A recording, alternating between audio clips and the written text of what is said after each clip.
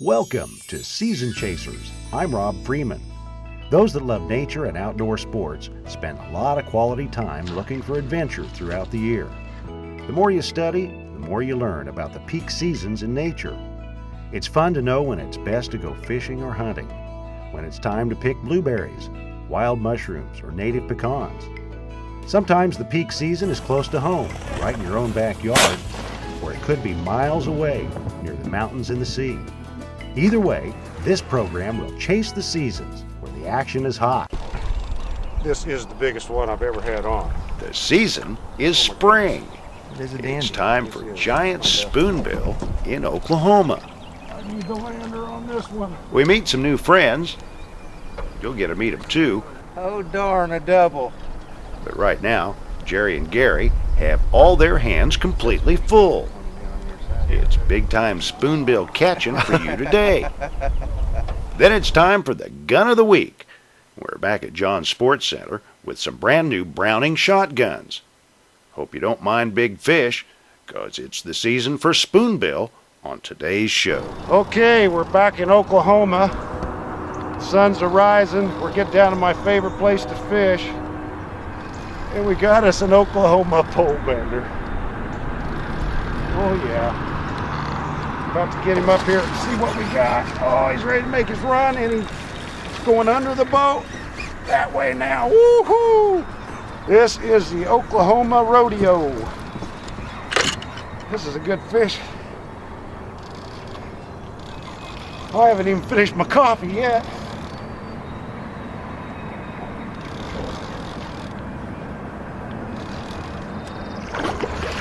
He's in the tail. Oh darn, that's not good.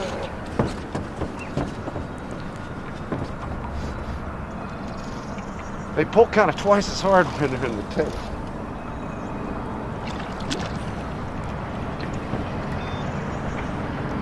I believe this is going to be a releaser, Sean. I'll do what I can to get this loose. But look at what we got here. Nice one. Woo! And he's off. We were going to let him go anyway. To the races. We're trying to let him go. He's really getting tangled. Just grab him get him by the tail with one hand, and then we can pull the hook out with the other.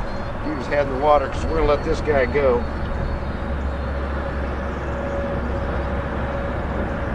We just got to try to get it loose without him hooking you.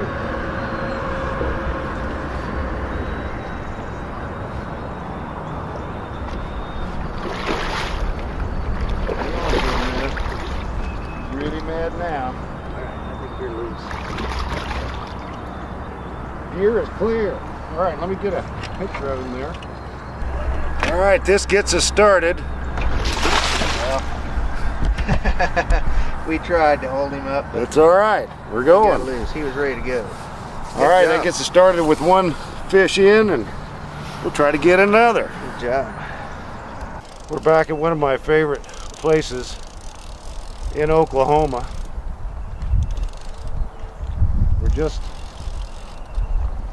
near the I-44 bridge on the Osho River, upper end of Grand Lake. This is one reason they call it Grand.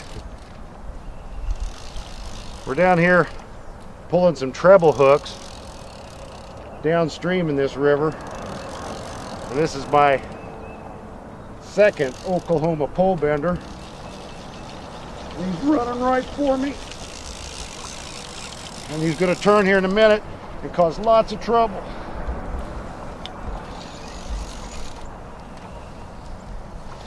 There he is. He's a little bigger. Now he's really mad. Really bigger. He's a lot bigger. This one's in the head.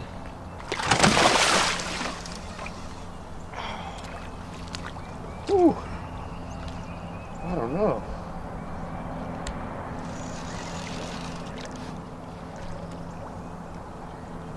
It's hard to tell how big they are. That's a good one. These paddlefish are coming up the river right now on their spawning run. There's not a whole lot of water going on here, but they still are coming up here through their instinct. Not quite as big as I thought. Oh.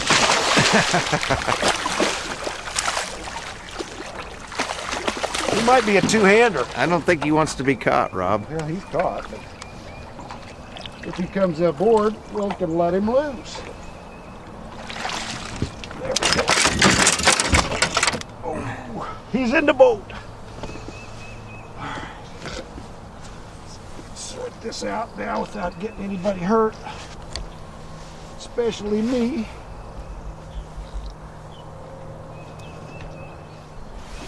And the gear is clear. All right, let's get a picture of him. All right. This one comes to here, but we're gonna put him back and try to get a bigger one. That's what this fishing thing's all about, is getting the biggest fish that you can find. Now it's Sean's turn. If we're in a good spot, we're gonna let this one go back where he came from. Woo! It's about as big a freshwater action as you're going to find in the Midwest. And we're going to have some more of it for you here on Season Chasers. Down in Oklahoma, snagging for spoonbill. Woo! What a hoot. Thanks for coming along. When you get a bite on a spoonbill snagging, it's hard to tell at first if it's a snag, being in a brush pile, or a snagged fish.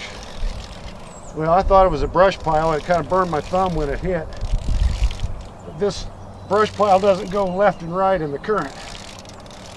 This is a fish. I'm quite sure.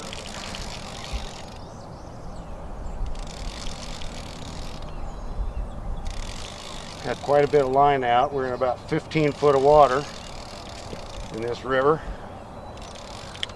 And the spoonbill that are in here are confined between one bank or the other. And so we're going slowly downstream. There isn't much flow here today. And I think this is bite number 3.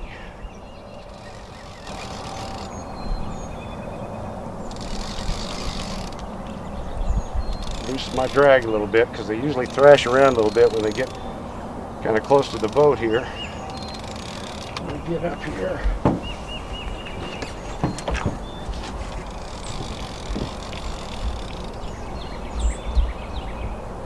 Can't see them till they get all the way up here. Oh my goodness. I think this is my keeper, Sean. This is the biggest one I've ever had on. Oh my goodness. It is a dandy. This is my best one.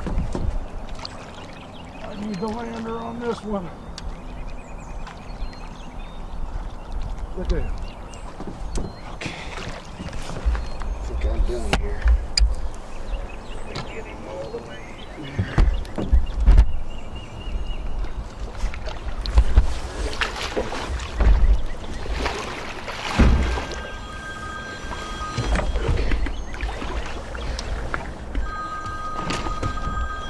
We got one on the line here.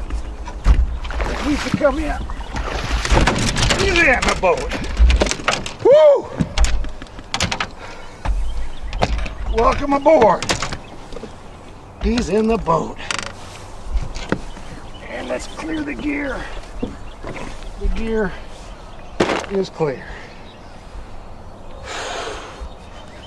Oh my goodness. That's a dandy.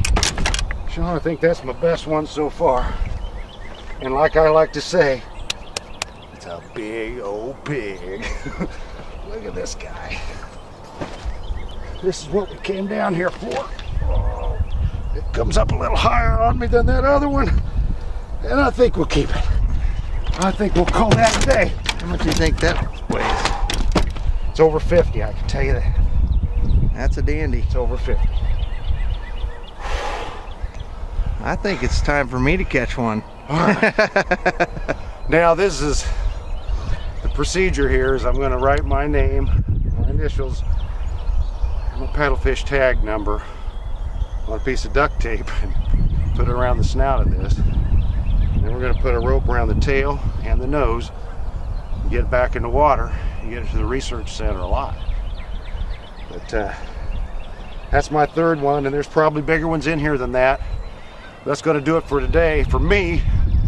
So from here on, I'm going to run the boat, I'm going to run the camera, and the landing glove for Sean. It's his turn. Coming up next on Season Chasers. Thanks for coming along. Whew. It's Chick Days at Blue Ribbon Farm and Home in Pittsburgh. All the chicken supplies you need to get started. Blue Ribbon Farm and Home has what you need to feed the wild birds. Blue Ribbon Farm and Home has what you need to plant a beautiful garden. Seeds, plants, fertilizer, and weed control for your lawn. Don't forget Blue Ribbon Farm and Home has a huge selection of food for dogs. Whether you have a lap dog, a sport dog, chickens, or a goofy goat, Blue Ribbon Farm and Home has all the feeds you'll ever need. You talk about a goofy goat, and this is the goofy goat right here.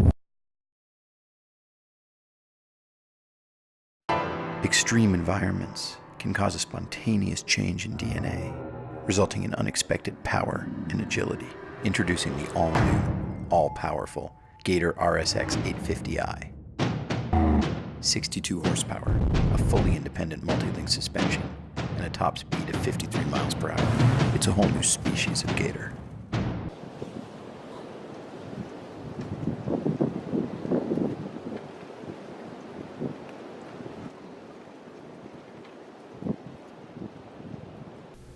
We're here at John Sports Center, and it's time for the gun of the week. And today we've got Ron with us to show us some of the brand new guns that are out from Browning. And these are some over and unders that, boy, I've seen some before, but these are really nice. Rob, this is the 725 series. Browning changes about every 2 or 3 years. This is the latest edition out. This is the 725 Sporter. It still is a Satori. Uses a full width hinge pin in it. The updates in this over some of the old Brownings is it's a lower profile receiver, which comes up better. You feel more like one with the gun. The choke tubes on this are what they call the thin wall choke tubes. There's no bulge in the end of the barrel on this new Satori. The Sporter comes with 5 of these already. The field model, 2 versions. This is a feather, so it's lighter weight to carry. Comes in a 26 and 28 inch barrel. It has the same DS choke tubes with the gas seal, but they're not as long. They're just a flush mount choke tube, and it comes with 3. Very popular gun. I've shot the Sporter a lot at sporting clay tournaments. I shoot these Federals, these standard Federal field and target loads in it, and they shoot very well. This gun patterns well. What I like about the gun more than anything is the balance. For me, the balance of the gun is just perfect. When I bring it up, any shot, a quartering, crossing, trap type shot like a flushing game bird, it's really balanced well. What I like about an over and under for either sporting clay shooting, skeet, trap, or plain hunting is you have 2 barrels where you can screw in a in-proof cylinder in the bottom, maybe a modified or light mod in the top. So for sporting clay targets, usually one's close, one's longer distance. For the field shotgun, you have the same choice. You may want an open tube in one barrel, and if you miss the first shot or if the bird gets up further away, you have the tighter choke. You don't have that advantage with a single barrel gun like an automatic or a pump. So they handle nice, they're very dependable. And the truth is you hardly ever get anything on the 3rd shot anyway, right? Well, that's one way to look at it. In the field, for safety, what I do, it's nice about, and for field trial guys, as you well know, you can break it open and you're safe. You don't have to worry about taking one out of the chamber with an automatic. Yeah, they're staying in it. And so you can pull them out. A lot of guys will carry it like this over their shoulder, so we're perfectly safe. Gun safety, of course, is important, whether you're hunting by yourself or with a group of people. So that's why I like the over and under shotgun so well. All right, so if you're wanting to break a bunch of targets or get a really nice gun out in the field, Browning over and unders are a good way to go. And come on in to John Sports Center for information on these and any others here at the gun counter at John Sports Center. Thanks a lot, Ron. Thank you. Appreciate it. Appreciate it. If you'd like more information on the gun of the week or any of the other guns in stock, or for special orders, stop by John's Sports Center at 18th and Broadway in Pittsburgh for more information. And tune in to Season Chasers next week for next week's Gun of the Week from John's Sports Center.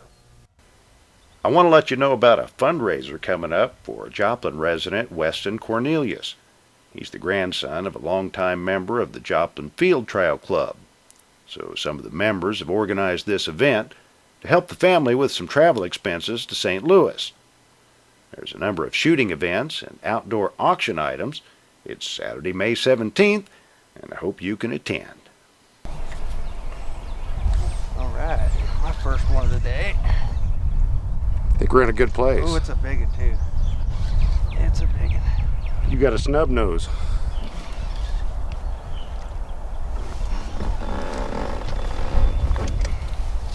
That's a dandy too. Oh, he's big. He's got a short nose though. Don't leave some line out because he's going to go here in a minute. Leave a little for you to have some slack. What do you think about this spoonbilling now? Pretty cool. This is my first one, so ever. Shall we take him over on the other side of the boat Yeah, let's try to work him over. to there. land him? Because we got this other one right here. Try to get him over on the other side of the boat. I think he's asleep. No, he's gonna. He or she's probably fixing to make another run here. You want to do it or you want me to? Give me a glove and I'll try to Here you go. get him by the tail, right? Well, you got to try to get him where you can get him. There isn't much nose on this one. And we don't take much nose home anyway. There he goes. Hang on to him.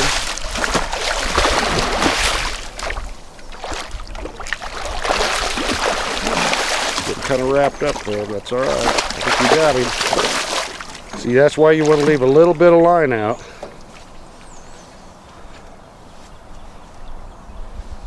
Try to grab that nose and nose him in there. Oh, come here. You little guy, come here.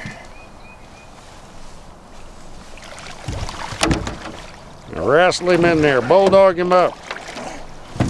Show him who's boss there, Sean.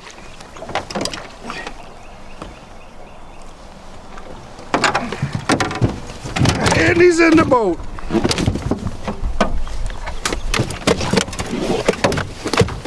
All right, now that was interesting. How's that for a first fish? That was awesome. Yes. Wow. What a day. I haven't even been here, what, 30 minutes maybe? 40 minutes? Whew, how much do you think that one weighs? He's a good one. It's over 30. What do you think? Let's throw him back. We didn't even get all our coffee drank, did we? No? Let's get him unhooked there. Be careful. This is the hard part.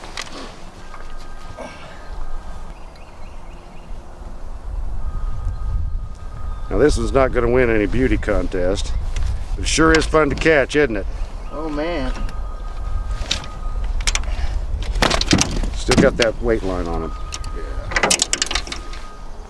Hold it up so we see what you got there.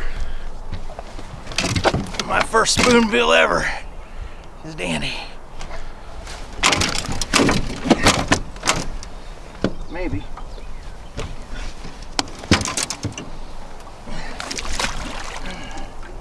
Now that is fun. An Oklahoma pole bender. Good job. Some weekends, this river is just full of boats. But this is a Tuesday, and it's us and one boat from Neosho.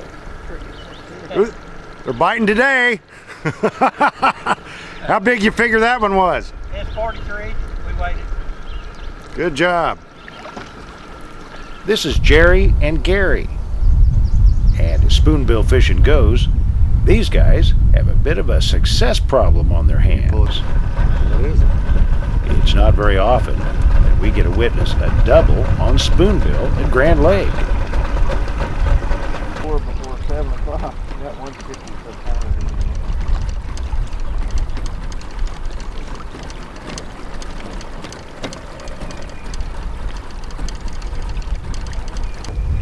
there. Well, here it is landing time, and it's really tough to hold one fish and help land the other. This is what fish stories are all about. Oh darn, a double. That's a pretty good sized fish too, that one down on your side.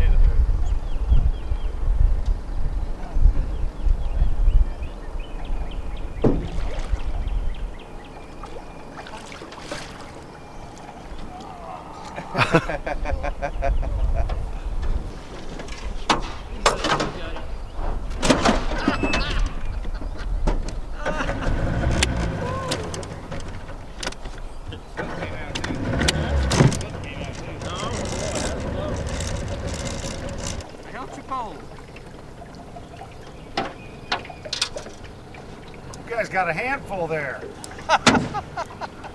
First time in our lives we ever caught two at once. Go. All right, hang on to him. Get the pliers.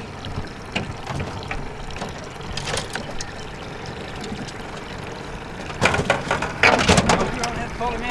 All right. He's got a mouth tag. He does have a mouth tag. What are you supposed to do about that? Let's get the number and call him in. Write it down if you're going to let it loose. Yeah, we're going to let it loose.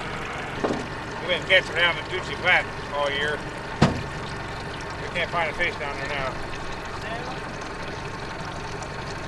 Well, this spot's hard to beat. Yeah. Who that other one is? He's going to be close to 50.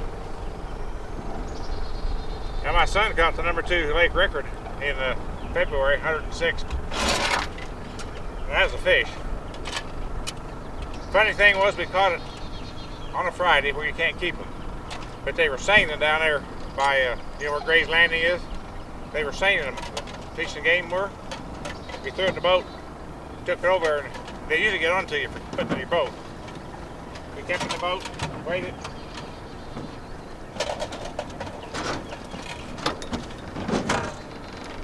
Verified it and everything. Yeah. And they kept it. Alright. They said they were going to turn it loose, so I guess they probably did. Tell me what he weighed. Yeah, he's 36. 36. Can you do that one more time? Huh? Hold on a minute.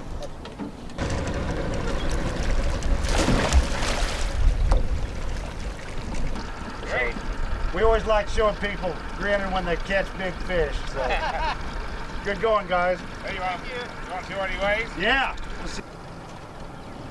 He's 51. Ah, 51. 51 pounder. That's a good one. 51 and 36. Cool. That's a big fish. That is a big fish. I've been waiting for this one. Oh yeah. You got him in the tail, so it's going to be tough. But he is a big one. You got a glove? Oh, right there in front of the seat. Okay, who's going to do the gloving? You want me to do it, or? Yes, sir, because I want to land this one. All right.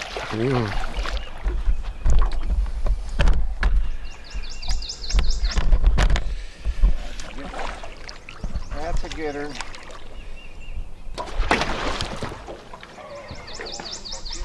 That is a big fish. A really big fish. Biggest one I've ever caught, I guarantee you that. Come on, Bella. Oh, don't be that. Come on now. Okay, let's give this one permission to come aboard. What do you say? Bring him to you. You don't like that hook the way it's looking. Try to stay out of its way. And if we can get the nose around, I'll pull it in on the nose.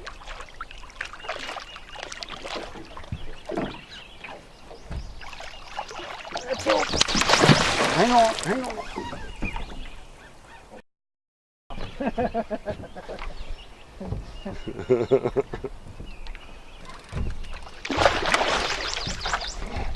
Come on, buddy. he's in. Yeah. Almost. In the boat. That's a good one. Yay. Yeah. That Good would job, be it. Rob. Good job. That would be it. You got him in. Hey. There Now you that's go. a fish. That's what we came down here for. Yes, sir. My goodness, that's a good one. That was a fight. All right, well, we're going to run these two back up to the research center, put a tag on them, and get these tended to and see how big they are. Whoo, that's a good one. Look, that's an old hog. This is Oklahoma's state-of-the-art facility to process spoonbill. When you check them in alive, they can harvest the eggs and give us the trimmed meat fillets. At the research center, the staff checks in each spoonbill, and here's where we get to find the official size and weight. 59.4. Yeah, I figured it was up here. Yes, yes. That's pretty good. I was trying to break 60, but that's okay.